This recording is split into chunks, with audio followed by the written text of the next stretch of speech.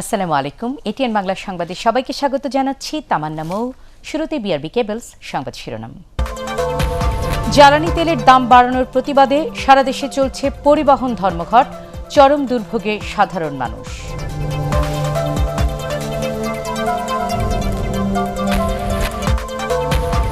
জনগণের প্রতি দায়বদ্ধতা না থাকায় তেলের দাম বৃদ্ধি, অভিযোগ মির্জা ফখরুলের।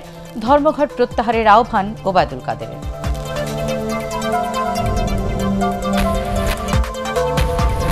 বঙ্গবন্ধুকে নিয়ে পাকিস্তানি গোয়েন্দা সংস্থার গোপন দলিল ইতিহাস গবেষকদের জন্য অমূল্য সম্পদ, লন্ডনের প্রধানমন্ত্রী।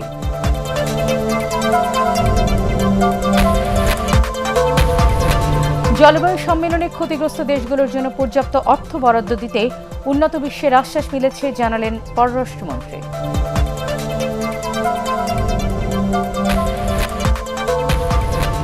এবং বঙ্গবন্ধুর অবদান নতুন প্রজন্মের মাঝে ছড়িয়ে দিতে পাঠ্যসূচিতে তার জীবনী অন্তর্ভুক্ত করার আহ্বান ড মাহফুজুর রহমানের। শুনছিলেন বিআরবি কেবলস সংবাদ শিরোনাম। এবার পুরো সংবাদ। জ্বালানি তেলের দাম বাড়ার প্রতিবাদে গণপরিবহন চলাচল বন্ধ রেখেছেন মালিক শ্রমিকরা। সকালে ঘর থেকে বেরিয়েই বিপাকে পড়েন সাধারণ মানুষ।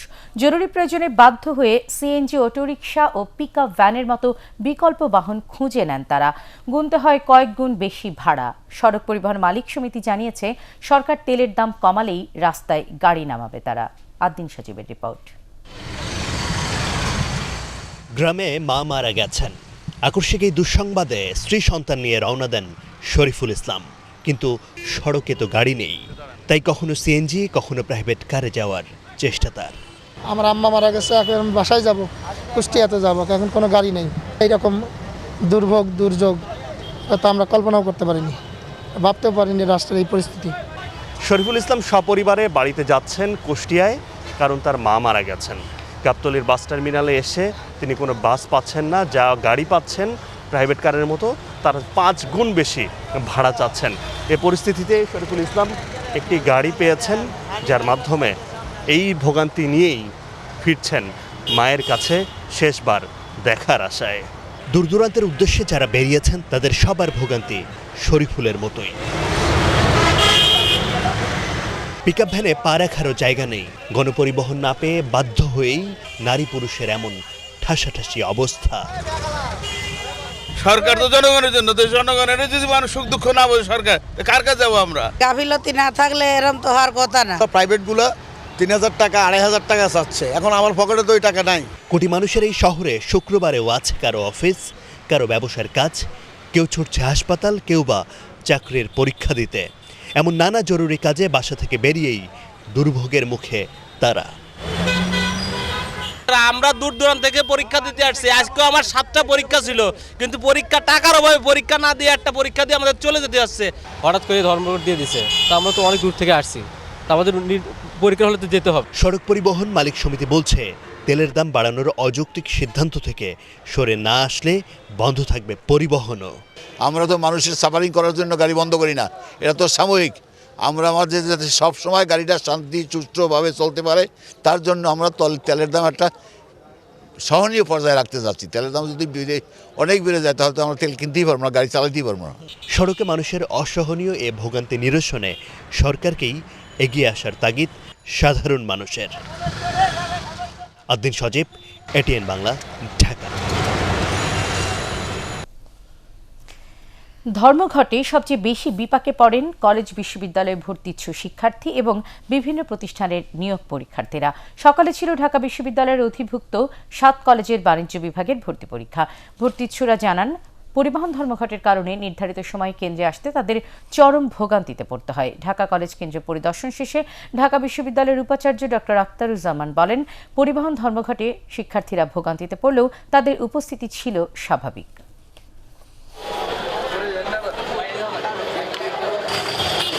আসতে তো অনেক প্রবলেম হয়েছে, গাড়ি ছিল না, বাস ছিল না, তো আমাদের সিএনজি কারো রিক্সায় অনেক প্রবলেম হয়েছে। এর জন্য আমরা যতটুকু উপস্থিতি দেখলাম, যে পরীক্ষার হলগুলোতে দেখলাম, তাতে উপস্থিতি এভাবেই থাকে, উপস্থিতির হার এভাবেই থাকে, এটাই স্বাভাবিক দেখলাম।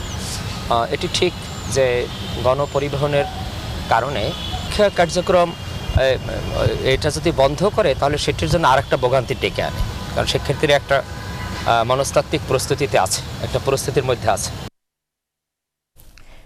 জনগণের প্রতি দায়বদ্ধতা না থাকায় সরকার অমানবিকভাবে জ্বালানি তেলের দাম বাড়িয়েছে বলে অভিযোগ করেছেন বিএনপি মহাসচিব মির্জা ফখরুল ইসলাম আলমগীর।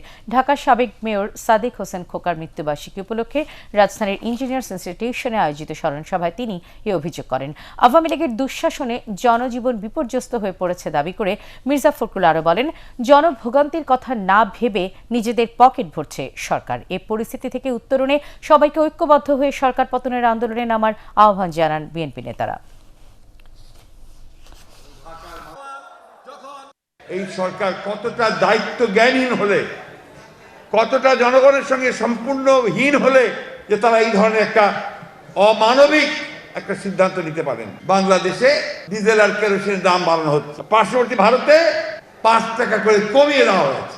এই সরকার অত্যন্ত পরিকল্পিতভাবে বাংলাদেশের অর্থনীতিকে ধ্বংস করছে, বাংলাদেশের রাজনীতিকে ধ্বংস করেছেই, এখন তারা বাংলাদেশের মানুষের ভবিষ্যৎকে ধ্বংস করছে। পরীক্ষার্থী সহ জনদুর্ভোগ বিবেচনায় ধর্মঘট প্রত্যাহারের আহ্বান জানিয়েছেন সড়ক পরিবহন ও সেতুমন্ত্রী ওবায়দুল কাদের। রাজধানীর সরকারি বাসায় ব্রিফিংয়ে পরিবহন মালিক ও শ্রমিক নেতাদের প্রতি তিনি এ আহ্বান জানান। তিনি জানান, আগামী রোববার বিআরটি এর ভাড়া পুনর্নির্ধারণ কমিটির বৈঠক অনুষ্ঠিত হবে। সেখানে আলোচনার মাধ্যমে পরিবহন ভাড়া সমন্বয়ের আশ্বাস দেন তিনি। ওবায়দুল কাদের আরও বলেন, বঙ্গবন্ধু সেতু ও মুক্তারপুর সেতুর ব্যবস্থাপনা এবং রক্ষণাবেক্ষণ খরচ বেড়ে যাওয়ায় টোল ভাড়া বাড়ানো হয়েছে। পরীক্ষার্থী ও জনগণের দুর্ভোগের বিষয়টি বিবেচনায় নিয়ে তাদেরকে ধর্মঘট প্রত্যাহারের জন্য আমি আহ্বান জানাচ্ছি। আগামী রোববার বিআরটি এর ভাড়া পুনর্নির্ধারণ কমিটির বৈঠক অনুষ্ঠিত হবে। সেখানে সংশ্লিষ্ট স্টেক হোল্ডারদের সাথে আলাপ আলোচনা করে বাস্তবভিত্তিক মূল্য সমন্বয়ের মাধ্যমে জনগণের উপর বাড়তি চাপ সহনীয় পর্যায়ে রাখার চেষ্টা করা হবে। শিগগিরই পরিবহন মালিক ও শ্রমিকদের সাথে বসে ধর্মঘটের বিষয়টি নিষ্পত্তি করবেন সড়ক পরিবহন ও সেতুমন্ত্রী ওবায়দুল কাদের। রাজধানীতে 27 নম্বর ওয়ার্ড আওয়ামী লীগের 7টি ইউনিটের সম্মেলন শেষে একথা জানান স্বরাষ্ট্রমন্ত্রী আসাদুজ্জামান খান কামাল। তৃণমূলে দল শক্তিশালী হওয়ায় ষড়যন্ত্র করে কেউ আওয়ামী লীগের কিছুই করতে পারবে না বলেও এ সময় দাবি করেন স্বরাষ্ট্রমন্ত্রী। আমাদের পার্শ্ববর্তী দেশ যেখানে তেলের দাম যতখানি আছে তার কাছাকাছি, আমরা কিন্তু সেইখানেও যাইনি, তার কাছাকাছি জায়গায় আমরা গিয়েছি। সেই জায়গাটিতে এইটার যথেষ্ট যুক্তি রয়েছে। আমরা অনেকখানি ভর্তুকি দিয়ে এই তেল বাজারে আমরা বাজারজাত করছিলাম। এই ভর্তুকির পরিমাণও বিরাট, সেই জন্যই এটাকে একটা কমিয়ে আনার জন্য এই প্রচেষ্টা। আমাদের কাদের ভাই, আমাদের মাননীয় সড়ক ও যোগাযোগ মন্ত্রী মহোদয় এই নিয়ে উনি বসবেন এবং একটা সমাধান নিশ্চয়ই হয়ে যাবে। বঙ্গবন্ধু শেখ মুজিবুর রহমানের ওপর তৎকালীন পাকিস্তানি গোয়েন্দা সংস্থার গোপন দলিল বাংলাদেশের রাজনীতি ও ইতিহাস গবেষকদের জন্য অমূল্য সম্পদ বলে মন্তব্য করেছেন প্রধানমন্ত্রী শেখ হাসিনা। লন্ডনের ক্লারিজ হোটেলে গোয়েন্দা সংস্থার গোপন নথির আন্তর্জাতিক প্রকাশনার উদ্বোধনী অনুষ্ঠানে তিনি এ মন্তব্য করেন।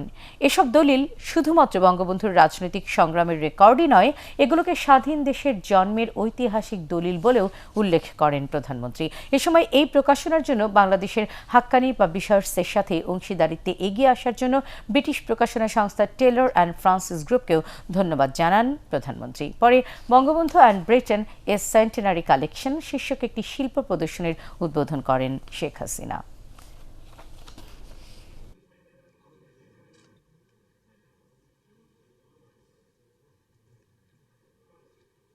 এটা আমি দীর্ঘদিন এটার উপরে কাজ করেছি। আমার সাথে আমার বান্ধবী বেবি মওদুদ, ও আমার সাথে সবসময় কাজ করছে। তারপর আমি রেহানা, আমার ছোট বোন, আই টক টু হার। আমি যাকে বললাম যে এই ডকুমেন্ট পেলাম, এর মধ্যে অনেক ইনফরমেশন, কারণ আমার আব্বার নাম হিস্ট্রি থেকে সম্পূর্ণভাবে মুছে ফেলা হয়েছে। I work for 20 years on this book till 1996 we started. Then we started publishing it. এবার বিশ্ব জলবায়ু সম্মেলনের খবর।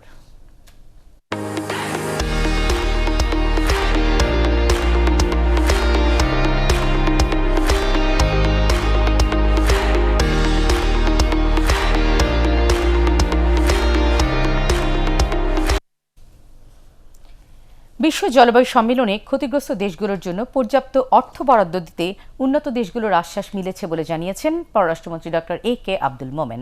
লন্ডনে ভার্চুয়াল সংবাদ সম্মেলনে তিনি বলেন, প্যারিস চুক্তি অনুযায়ী ঝুঁকিতে থাকা দেশগুলোর জন্য শুধু $100 বিলিয়ন নয়, তার চেয়ে বেশি অর্থ দিতে ইতিবাচক অবস্থান জানিয়েছে ধনী দেশগুলো। তবে এসব অর্থ ব্যবহারের জন্য বাংলাদেশের জন্য প্রয়োজনীয় প্রকল্প গ্রহণের তাগিদ দেন তিনি। পররাষ্ট্রমন্ত্রী বলেন, সম্মেলনে অনেক প্রস্তাব গৃহীত হওয়ার মাধ্যমে বাংলাদেশের নেতৃত্বে ক্লাইমেট ভালনারেবল ফোরাম CVM আগের চেয়ে শক্তিশালী হয়েছে।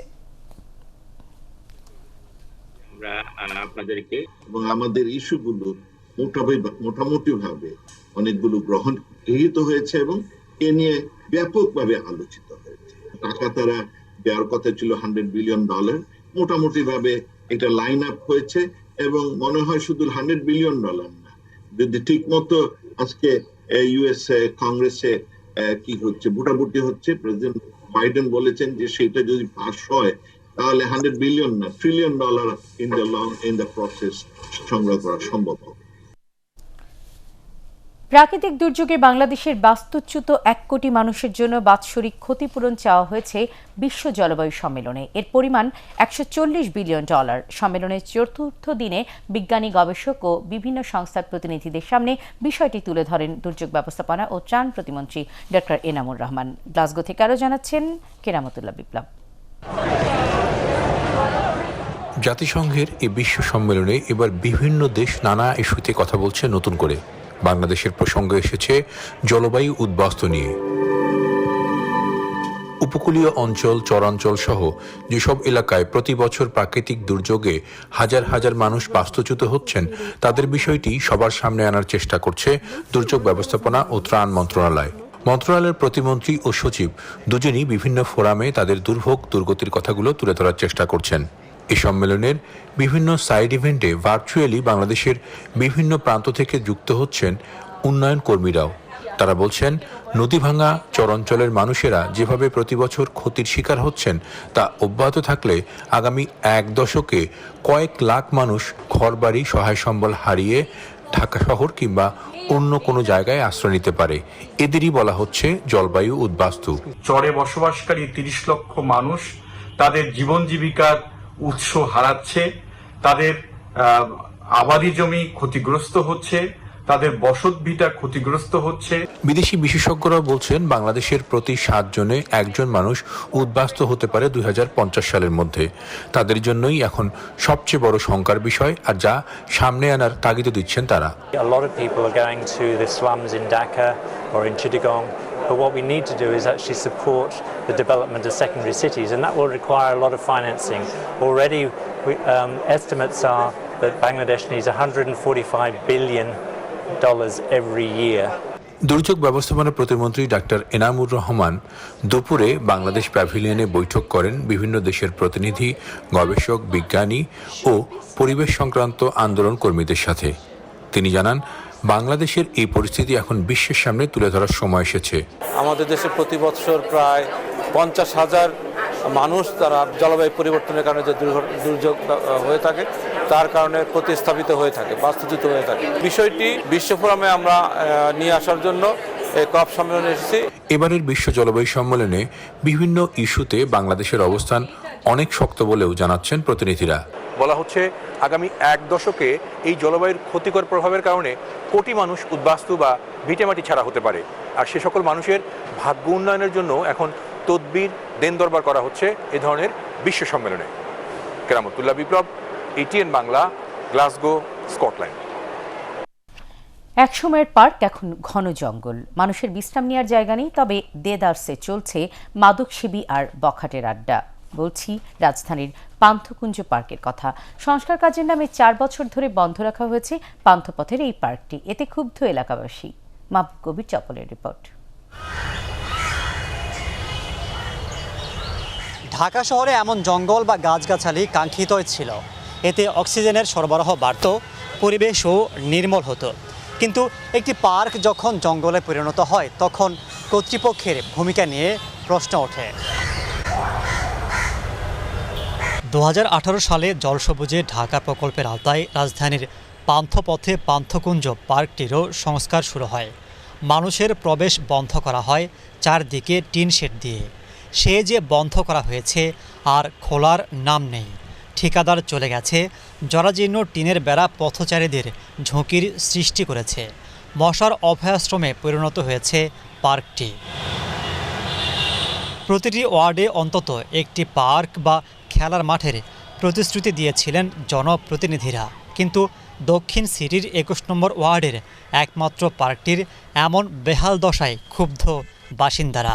আমাদের ওয়ার্ডে একটা পার্কিং, সন্ধ্যা তো মাদক হিরোইন সিটোয়েন্সি খুব ঘোরাফেরা করে। এটা পার্ক না তো, এটা একটা জরাজীর্ণ একটা জঙ্গলে পরিণত হয়েছে। বসার জায়গা ছিল, পরিষ্কার ছিল, এখন তো নোংরা হয়ে গেছে।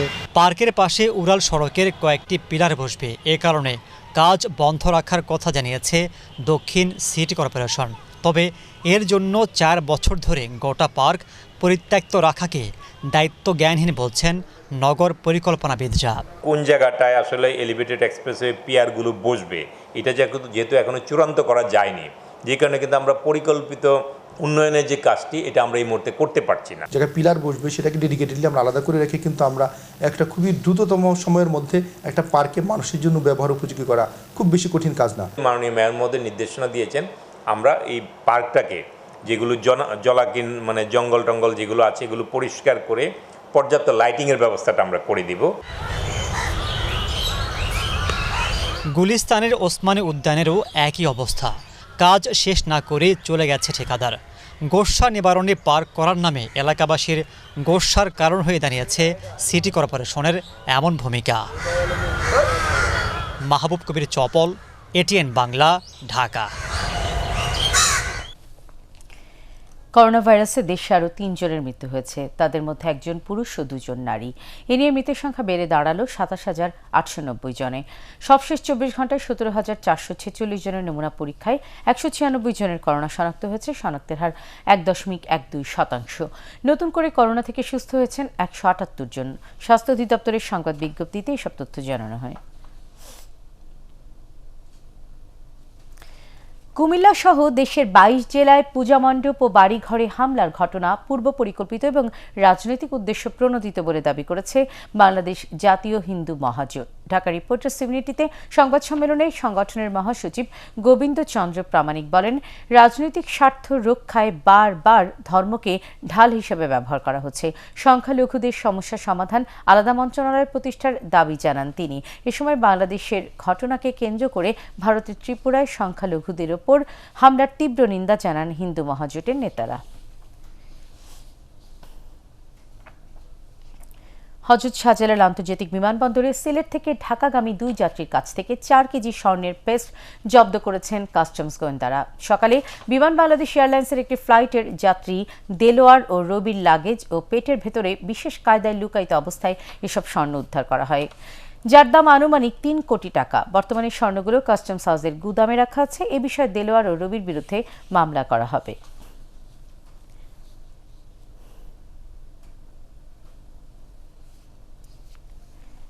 ভবিষ্যৎ প্রজন্মকে বঙ্গবন্ধুর দেশপ্রেম ও আত্মত্যাগের দৃষ্টান্তে অনুপ্রাণিত হয়ে দেশ গঠনে অগ্রণী ভূমিকা পালনের আহ্বান জানিয়েছেন 11 পদাতিক ডিভিশনের GOC major general AKM Nazmul Hasan. বঙ্গবন্ধুর জন্মশতবার্ষিকী উপলক্ষে বগুড়া সেনানিবাসে আয়োজিত অনুষ্ঠানে তিনি এ আহ্বান জানান। এ সময় বঙ্গবন্ধুর অবদান নতুন প্রজন্মের মাঝে ছড়িয়ে দিতে পাঠ্যসূচিতে তার জীবনী অন্তর্ভুক্ত করার উপর জোর দেন এটিএন বাংলার চেয়ারম্যান ডক্টর মাহফুজুর রহমান। দেখুন ইশরাত লিমার রিপোর্ট। হাজার বছরের শ্রেষ্ঠ বাঙালি জাতির পিতা বঙ্গবন্ধু শেখ মুজিবুর রহমানের জন্মশতবার্ষিকী উপলক্ষে বাংলাদেশ সেনাবাহিনীর বগুড়া এরিয়া সদর দপ্তর ও এটিএন বাংলার যৌথ আয়োজনে অনুষ্ঠিত হল মনোজ্ঞ সাংস্কৃতিক অনুষ্ঠান চিরঞ্জীব তুমি জাতির পিতা। অনুষ্ঠানের শুরুতে মুজিব বর্ষের গুরুত্ব তুলে ধরে বক্তব্য রাখেন জিইসি পদাতিক ডিভিশন ও বগুড়া সেনানিবাসের area commander major general AKM Nazmul Hasan. Bangabandhu Sheikh Mujibur রহমানের হাত ধরে জন্ম হয় আমাদের আজকের এই বাংলাদেশ সেনাবাহিনী। জাতির পিতা আমাদের যে দেশপ্রেম, আত্মত্যাগ এবং অসীম সাহসিকতার শিক্ষা দিয়েছেন তা আমাদের জন্য চির অনুকরণীয় এবং অনুসরণীয়। বাংলাদেশের মানুষ আজীবন বঙ্গবন্ধুকে শ্রদ্ধা ও ভালোবাসায় চিরস্মরণীয় করে রাখবে উল্লেখ করে নতুন প্রজন্মের কাছে বঙ্গবন্ধুর অবদান ছড়িয়ে দেওয়ার উপর গুরুত্ব আরোপ করেন এটিএন বাংলা ও এটিএন নিউজের চেয়ারম্যান ডক্টর মাহফুজুর রহমান। বঙ্গবন্ধু এমন একটি নাম, হাজার বছরের শ্রেষ্ঠ বাঙালি, যাকে আমরা কোনোদিনই ভুলতে পারবো না এবং যাকে আমরা মন প্রাণ দিয়ে শ্রদ্ধা করি, ভালোবাসি। আপনারা যেই দলেরই হন না কেন, আমি আপনাদের কাছে আমার অনুরোধ করব, বঙ্গবন্ধুকে শ্রদ্ধা করা শিখেন। যদি শ্রদ্ধা করতে পারেন তাহলেই আপনারা বাংলাদেশকে ভালোবাসতে শিখবেন। 1975 সালে তাকে নির্মমভাবে হত্যা করে, কিন্তু এই হত্যা যারা করেছিল তারা জানে না যে বাঙালির অন্তর থেকে বঙ্গবন্ধুর নাম কোনোদিনই মিশবে না। এ সময় বঙ্গবন্ধুর দেখানো পথে প্রধানমন্ত্রী দেশ পরিচালনা করায় সার্বিক উন্নয়ন অব্যাহত রয়েছে বলেও জানান ডক্টর মাহফুজুর রহমান। পরে সাংস্কৃতিক অনুষ্ঠানে গান পরিবেশন করেন জনপ্রিয় সঙ্গীত শিল্পী বাপ্পা মজুমদার, ঐশী ও অবন্তী সিদ্ধি। স্বাধীনতার একটি নাম,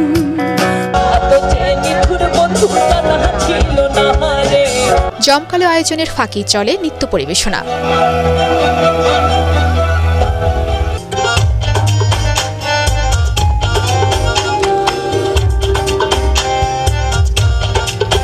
অনুষ্ঠানে দর্শকদের অনুরোধে গান পরিবেশন করেন এটিএন বাংলা ও এটিএন নিউজের চেয়ারম্যান ডক্টর মাহফুজুর রহমান।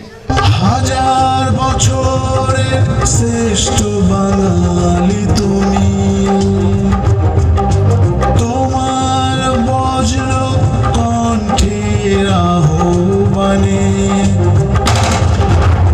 প্রবেশ করেছো সামনে। Ishrat lima, ATN Bangla.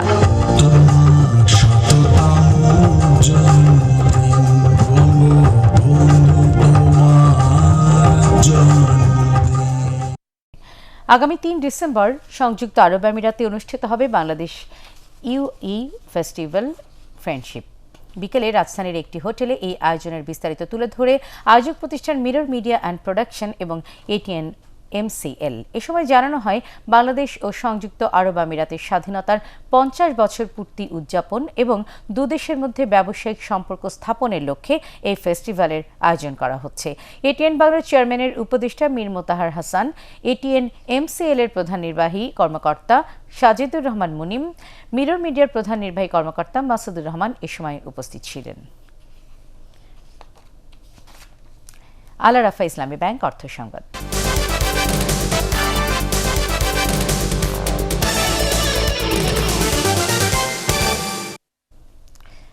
অসহনীয় হয়ে উঠেছে নিত্যপণ্যের বাজার। চিনি, পেঁয়াজ, রসুন ও ডালসহ কয়েকটি মুদি পণ্যের দাম কিছুটা কমলেও ভোজ্য তেল আর আটার দাম চলে যাচ্ছে সীমিত আয়ের মানুষের ধরাছোঁয়ার বাইরে। শীতের আগাম সবজি সরবরাহ বাড়লেও দাম আগের মতোই চড়া। হুমায়ুন চিস্তির রিপোর্ট। নিত্যপণ্যের ঊর্ধ্বগতিতে চরম বিপর্যস্ত সাধারণ মানুষ। অস্বাভাবিক বাড়তি দামে সংকটে পড়ছেন সীমিত আয়ের ক্রেতারা। এটা আমাদের বলেও কোনো লাভ নাই, বেঁচে থাকার জন্য আমাদের আসলে যুদ্ধ করা ছাড়া আর কোনো কিছুই না। আপনি যদি মনে করেন আমাদের মৌলিক অধিকার নাই, সরকার প্রধান যদি চায় যে এটা থাকবে না, আমরা বাঙালি কিন্তু থাকবে না, তাহলে আস্তে আস্তে গ্রাজুয়ালি এটা ঠিক হয়ে যায়। বাজার ভরা শীতের আগাম সবজি থাকলেও দাম বাড়তি। পেঁপে, আলু ছাড়া সব সবজির দামই কেজি প্রতি 60 টাকার উপরে। এমনভাবে দাম চাচ্ছে দোকানিরা যে নিলে নেন, না নিলে নেন, এমন একটা ড্যাম কেয়ার ভাব, কিন্তু আমাদের তো নিতেই হয়। শীতের সবজি তো এতদিনে তো ফুল পাওয়া যাওয়ার কথা, এখন অনেক কমে পাওয়া যাওয়ার কথা, পাওয়া তো যাচ্ছে না। নিত্য প্রয়োজনীয় মুদি পণ্যের বাজারেও বাড়ছে অস্বস্তি। চিনি ও ডালের দাম 2-1 টাকা কমলেও ভোজ্য তেল ও আটার দাম বাড়ছেই। সয়াবিন তেলটা মানে এটা নাগালের বাইরে চলে যেতেছে, এটা কোনো মানে আমরা কল্পনাই করা যেতেছে না যে সয়াবিনটা যে কি বোঝা যাইব। প্রতি সপ্তাহে কাস্টমারের ঝগড়া করতে হয়। 1 লিটার ছিল 152-53, এখন 160। আটা আগে তো কিছুদিন আগেও ছিল 70 টাকা, 70-72 টাকা, 75 টাকা। হঠাৎ করে এক সপ্তাহের ভিতরে 90 টাকা, 91 টাকা, 92 টাকা হয়ে গেছে। সপ্তাহের ব্যবধানে ব্রয়লার ও পাকিস্তানি কক মুরগির দাম কমেছে কেজিতে 10 থেকে 15 টাকা। তবে দেশি মুরগি বিক্রি হচ্ছে আগের দামেই 450 টাকা কেজি। ককের বাজারটা একটু কমছে, কেজিতে 20 টাকা কমছে। আগে আমরা 330-40 টাকা বিক্রি করছি, এখন বিক্রি করি 310-20। আর ফার্মের মুরগি এখন ফার্মেরটাও 10 টাকা কেজিতে কমছে, 170 টাকা বিক্রি করি এখন। শুল্ক কমিয়ে আমদানি সহ বিভিন্ন পদক্ষেপ নেওয়া হলেও কমানো যায়নি চালের দাম। হুমায়ুন চিস্তি, এটিএন বাংলা, ঢাকা। আন্তর্জাতিক সংবাদ।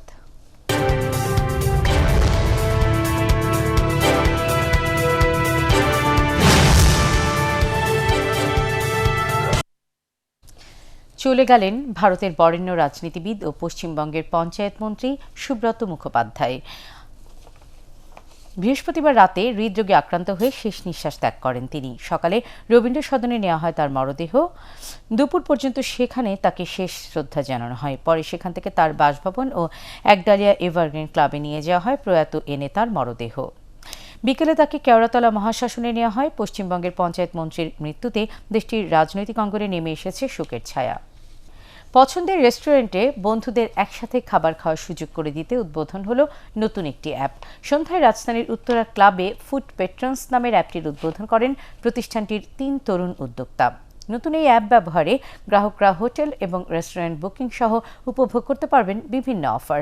সেই সাথে কাছাকাছি এই অ্যাপ ব্যবহারকারী কোনো বন্ধু থাকলেও তার অবস্থান জানাবে ফুড পেট্রন্স। পার্টেক্স খেলার খবর।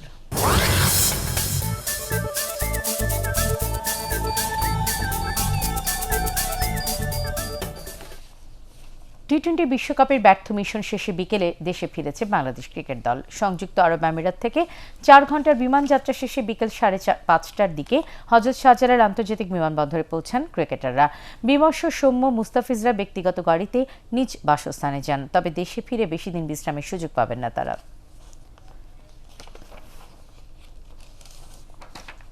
শেষ করার আগে বিআরবি কেবল সংবাদ শিরোনাম আরও একবার। জ্বালানি তেলের দাম বাড়ানোর প্রতিবাদে সারা দেশে চলছে পরিবহন ধর্মঘট। চরম দুর্ভোগে সাধারণ মানুষ।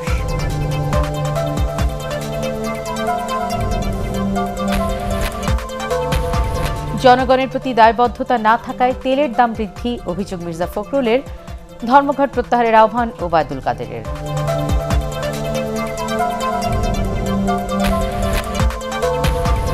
বঙ্গবন্ধুকে নিয়ে পাকিস্তানি গোয়েন্দা সংস্থার গোপন দলিল ইতিহাস গবেষকদের জন্য অমূল্য সম্পদ, লন্ডনে প্রধানমন্ত্রী।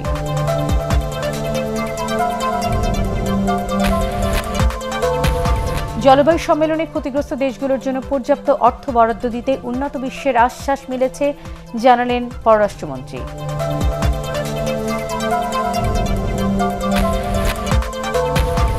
এবং বঙ্গবন্ধুর অবদান নতুন প্রজন্মের মাঝে ছড়িয়ে দিতে পাঠ্যসূচিতে তার জীবনী অন্তর্ভুক্ত করার আহ্বান ডক্টর মাহফুজুর রহমানের। পরবর্তী সংবাদ দেখার আমন্ত্রণ জানিয়ে এখনকার মতো শেষ করছি। করোনা ভাইরাস থেকে নিজেকে সুরক্ষিত রাখতে মাস্ক পরুন, বারবার হাত পরিষ্কার করুন, আর এটিএন বাংলা সংবাদ ইউটিউবে দেখতে ব্রাউজ করুন youtube/ATN Bangla News। আল্লাহ হাফেজ।